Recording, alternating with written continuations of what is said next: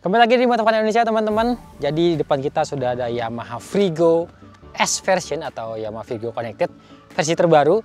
Kalau di video sebelumnya kita udah ngebahas first impression dari motor ini di IMOS, lalu juga 5 alasan kenapa harus beli Yamaha Frigo. Nah sekarang kita akan membahas plus minus dari motor ini.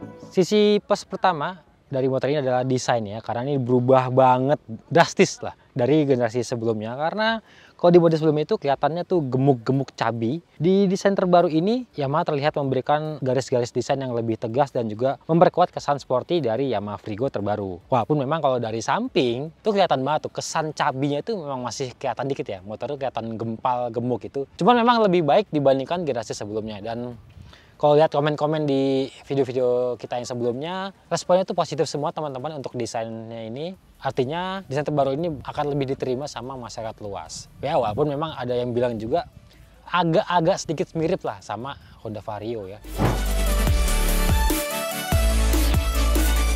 Sisi positif kedua dari motor ini, dia punya posisi riding yang terhitung nyaman. Buat saya dengan tinggi badan 172 cm, kaki masih bisa menapak sempurna. Tinggi joknya 780 mm, artinya itu nggak terlalu tinggi. Jadi bisa dikatakan motor ini akan mudah dipakai oleh semua anggota keluarga. Karena kan motor kan menggambarkan sebagai motor keluarga, jadi bisa dipakai sama istri, sama anak, dan mungkin anggota keluarga yang lainnya juga. Nah, untuk stangnya memang tidak terlalu lebar, dia berkesan agak sempit dan posisinya cenderung rendah ya teman-teman. Makanya kalian bisa lihat tangan saya masih menekuk rileks. Lalu pijakan kakinya, ini bagian tapak untuk pijakan kaki memang lumayan panjang, cuman agak sempit di bagian tengah sini. Jadi bagian underbone-nya antara di rangka depan dan bagian rangka belakang sini, celahnya ini terlalu sempit. Jadi kalau buat bawa galon nggak akan bisa di Yamaha Frigo. Terus joknya juga memang berasa lebar banget karena dia punya bagasian juga lebar, makanya buat didudukin tuh ini berasa enak. Gak cuman untuk yang bawa motor, tapi juga untuk pembonceng. Didudukinnya tuh nyaman, dan pijakan kakinya untuk pembonceng juga rasanya tuh nggak terlalu turun ataupun nggak terlalu tinggi, jadi rasanya pas dengan posisi paha yang cenderung lurus. Nah kalau biasanya saya pakai motor-motor matic kecil itu terlihat kelihatan kebanting. Nah kalau di Yamaha Frigo rasanya tuh seperti naik motor matic 125 cc kayak Yamaha Lexi ataupun Honda Vario yang secara kelas tuh di atasnya Yamaha Frigo. Terus, nah ini saya suka setangnya nggak gampang mentok ke kaki, jadi buat bermanuver ini masih lincah. Hal positif ketiga dari Yamaha Frigo adalah handlingnya. Ini terasa ringan banget, walaupun memang secara dimensi terlihat cabi ya. Dia punya bobot yang tipe connected ini 102 kg, sementara yang tipe standar 101 kg.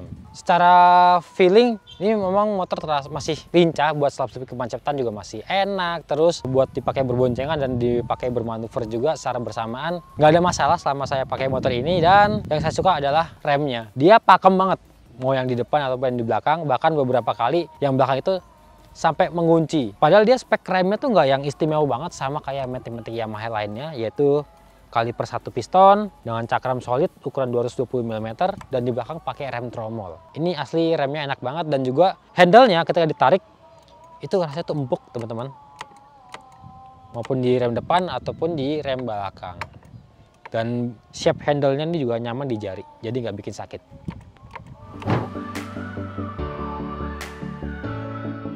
Hal positif berikutnya adalah akomodasi dari Yamaha Frigo. Ya, namanya juga motor buat harian, pastinya butuh tempat yang lega buat menyimpan barang-barang bawaan.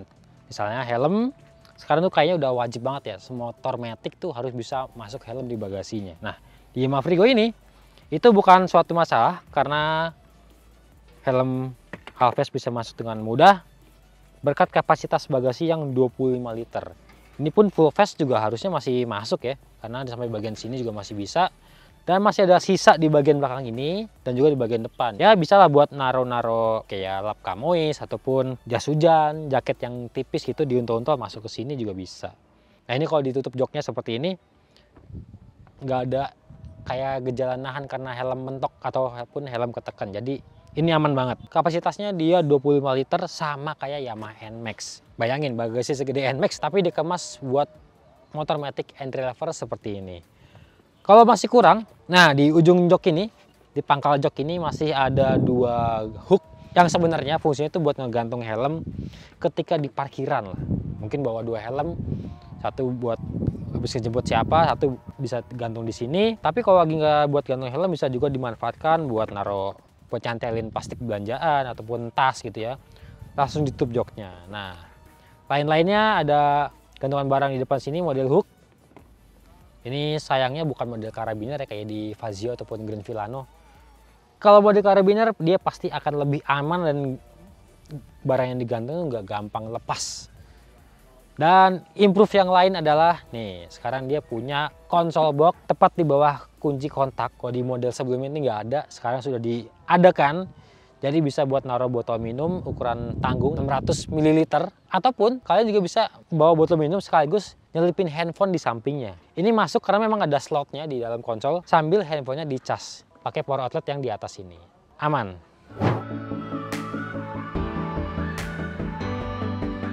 Berikutnya adalah mesinnya. Ini yang saya rasakan selama beberapa hari pakai motor ini cukup responsif. Dia pakai basis mesin yang sama kayak Yamaha Gear 125 yaitu Blue Core SOHC 2 katup pendingin udara dan sudah injeksi bahan bakar pastinya. Dan ini karakter mesinnya overstroke karena pakai ukuran piston 52,4 mm dan langkah pistonnya 57,9 mm. Tenaganya di angka 9,5 PS pada putaran mesin 8000 rpm dan torsinya 9,5 Nm pada putaran mesin 5500 rpm. Karakter mesin ini memang responsif di putaran bawah sampai menengah ya. Ciri khas dari mesin overstroke. Cuman memang tidak seagresif ketika saya merasakan Yamaha Gear 125. Jadi wajar aja karena memang Yamaha Frigo ini punya bobot 101 sampai 102 kg. Sementara Yamaha Gear nggak sampai 100 kg. Dia di angka 95 sampai 96 kg aja. Jadi ada perbedaan bobot yang pastinya berpengaruh pada akselerasi dari tiap-tiap motor walaupun pakai basis mesin yang sama. Yang saya suka dari mesin ini juga dia vibrasinya cenderung minim bahkan ketika mulai di starter karena dia sudah pakai SMJ, smart motor generator, jadi starter mesinnya sudah halus dan dipakai jalan juga rasanya smooth aja. Tapi ketika dibuka gas itu ada suara geretak yang khas mesinnya dari Yamaha. Suara geretak itu sih udah saya rasain dari zaman Yamaha MX-135 ya. Jadi begitu dibuka gas dia ada itu normal ya. Kayak sih memang ciri khas dari mesin Yamaha. Dan yang saya suka lainnya dari mesin ini adalah dia punya konsumsi bahan bakar yang terhitung irit. Pakai oktan 92 dari cap kerang dengan bobot 70 kg untuk pengendaranya, dia mampu mencatatkan angka 45,9 km per 1 liternya. Hasil itu dicapai dengan metode berkendara normal dan dipakai harian di perkotaan Jakarta.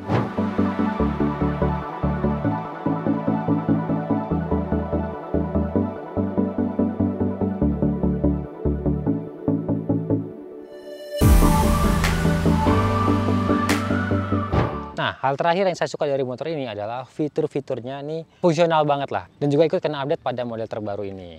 Yang paling kelihatan jelas adalah speedometernya. Kalau dulu itu dimensinya gede tapi layar LCD-nya itu kecil dan kotak gitu. Kalau yang sekarang layar LCD-nya tuh cenderung lebar dan dibuat tipis. Dan ini informasinya padat banget. Di bagian kiri adalah fuel meter dengan bentuk bar. Lalu ada odometer yang bisa dirubah-rubah menjadi trip, jadi voltase baterai, jadi jam digital, dan balik lagi ke odometer. Lalu di kanannya ada speedometer yang angkanya cukup gede, jadi kelihatan jelas banget. Dan yang di paling kanan itu ada bar, itu adalah sebagai eco indikator. Jadi bukan tulisan eco yang nyala hijau ketika berkendara ekonomis, tapi melainkan indikator berbentuk bar. Jadi ketika barnya semakin penuh, itu artinya kalian berkendara dalam kondisi yang efisien. Nah, di atas informasi odometer ini juga ada beberapa indikator yang akan berfungsi ketika terhubung dengan handphone lewat aplikasi Y-Connect. Jadi ada logo baterai yang menandakan kapasitas baterai handphone kita, lalu ada tulisan APP, aplikasi, akan menyala ketika motor sudah terhubung dengan handphone, lalu ada logo pesan masuk dan juga ada logo telepon yang masuk. Indikator lainnya ada di bawah layar LCD-nya, yaitu ada indikator mil, atau cek engine, lalu indikator lampu sen yang menyatu kiri dan kanan, lalu indikator pass beam, indikator SSS atau stop start system ketika aktif dia akan nyala berkedip-kedip, dan yang paling kanan adalah indikator smart key yang akan menyala ketika kita mau on off kan motor ataupun kuncinya jauh dari motor tapi ada orang yang nyalain, maksain nyala, dia akan hidup, nyalanya orange. Nah, detail-detail dari speedometernya juga lumayan cakep teman-teman. Jadi ada kayak semacam segitiga dan ada garis-garisnya, dan itu tersusun rapi di dalam frame dari speedometernya. Switch sebelah kanan ini ada switch untuk SSS untuk dimatikan, lalu switch untuk lampu hazard, tombol starter. Yang di sebelah kiri ada tombol untuk lampu jauh dan lampu dekat. Bawahnya ada switch untuk lampu sen, dan paling bawah adalah switch untuk klakson. Oh ya, fitur SSS ini hanya terdapat pada varian connected aja. Lalu fitur lainnya adalah smart key. Ini zaman sekarang kayaknya kalau nggak pakai smart key gimana ya motor ya. Ini memudahkan banget, jadi untuk hidupkan motor tinggal putar-putar knopnya aja, remote-nya tinggal dikantongin, jadi nggak perlu colok-colok kunci lagi. Dan juga terintegrasi untuk membuka tutup tangki bahan bakar yang di sebelah kiri, ataupun juga untuk membuka jok. Nah, dan kalau kalian nggak bisa lepas dari gadget, ini ada power outlet, tapi tipenya masih pakai mode lighter ya, jadi harus pakai adaptor tambahan lagi. Fitur-fitur lainnya standar lah ya, standarnya Matic Yamaha. Misalkan ada parking brake lock, tanda samping turun mesin langsung mati, lampu depan sudah LED, sementara yang lainnya masih pakai bolam. Kira-kira begitu.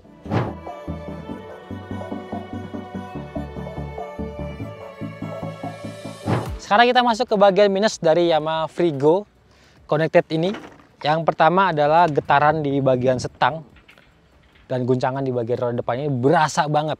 Ya, kalian tahu sendiri ya, dia pakai lingkar pelek 12 inci di depan dan di belakang, sementara pakai profil ban 100/90 di depan, sementara yang belakang pakai ukuran 110/90 ring 12. Karena lingkar pelek yang kecil itu, walaupun sudah dibalut ban dengan profil yang tebal, tetap berasa guncangan jalan ketika melewati jalan-jalan konblok. Itu getarannya berasa banget. Apalagi ketika melewati speed trap, wah itu setang bakal kayak berguncang-guncang, dan rasanya tuh malah di ban tuh kayak nggak enak banget gitu. Sumber masalah yang lain yang menurut saya adalah dia sok depannya ini empuk, bahkan cenderung empuk. Jadi ketika dinaikin dia sudah langsung ambles, sehingga jarak mainnya itu udah semakin tipis. Makanya ketika lewat jalan rusak dia akan lebih gampang mencapai limit maksimal dari jarak main suspensinya. Makanya guncangannya semakin berasa. Jadi selain dari lingkar pelek yang 12 inci, karakter suspensinya ini juga terlalu empuk yang mengakibatkan getarnya itu sangat terasa ke bagian setang. Kayaknya harusnya bisa ya diimprove dikit ya. Mungkin agak dikerasin dikit. Hal berikutnya yang menjadi catatan negatif dari motor ini adalah joknya. Iya sih, sempat saya bilang ini joknya lebar, duduknya nyaman. Cuman karakter busanya ini tuh cenderung kaku. Dan ketika dipakai berkendara lama, saya dari Depok menuju BSD, ini berasa di bagian sini nih. Nah, ini tulangan joknya kerasa banget ditekan-tekan gini. Jadi kita didudukin, tulang bokong dengan tulang jok itu beradu. Itu rasanya bakal pegel, bakal bikin cepat panas dan sakit juga di bagian sini nih. Jadi di kanan kiri ini, nah ini bagian di sini nih, busanya itu terasa tipis dan mentok dengan tulangan jok. Sementara bagian lainnya ini tebel nih, beda ya. Jadi nyamannya ya duduknya harus agak sedikit maju, atau kalian harus menambah sedikit busa di bagian-bagian sini nih. Cuma yang mentok ke bagian tulang bokong. Yang berikutnya nih mungkin 50-50 juga. Mungkin ada yang bilang harganya sudah pas, ada juga yang bilang kemahalan. Karena di tipe connected ini dia harganya 23,2 juta. Itu bersinggungan langsung dengan Honda Vario 125. Makanya banyak yang ngebanding-bandingin tuh. Di video-video kita sebelumnya banyak komentar yang seperti itu. Ah, mending Vario gitu. Karena dengan harga tersebut bisa mendapatkan Matic yang levelnya di atas Frigo dengan mesin yang lebih advance, yaitu sudah pakai radiator dan fitur-fiturnya masih relatif mirip. Padahal kalau dilihat Yamaha Frigo tipe standar itu harganya itu 21.400.000. Mungkin kalau yang tipe connected ini hanya beda 1 juta aja lebih mahal dari tipe standar. Kayaknya orang-orang nggak akan komen ataupun ngebanding-bandingkan dengan produk sebelah. Gimana menurut kalian harganya? Murah atau pas nih? Jadi begitulah teman-teman kesimpulannya untuk Yamaha Frigo 125 connected ini, versi terbaru. Saya udah ngebahas sisi plus dan juga sisi minusnya. Keunggulannya dia punya akomodasi yang cukup lega. Desainnya baru, fresh, teknologinya juga sudah diupdate, konsumsi bahan bakarnya irit dan punya mesin responsif. Tapi jangan lupa juga dia punya beberapa kekurangan, seperti yang paling mengganggu adalah getaran atau guncangan dari roda depan yang merembet sampai ke bagian setang. Kira-kira seperti itu teman-teman. Kalau kalian suka jangan lupa di like, subscribe Motovun Indonesia. share juga ke teman-teman kalian, siapa tahu emang ada yang mengincar Yamaha Frigo terbaru ini, jadi supaya meyakini untuk beli ataupun enggak. Dan jangan lupa juga main-main ke akun TikTok kita Motovun Indonesia dan website kita autofun.co.id. Sampai ketemu di video selanjutnya.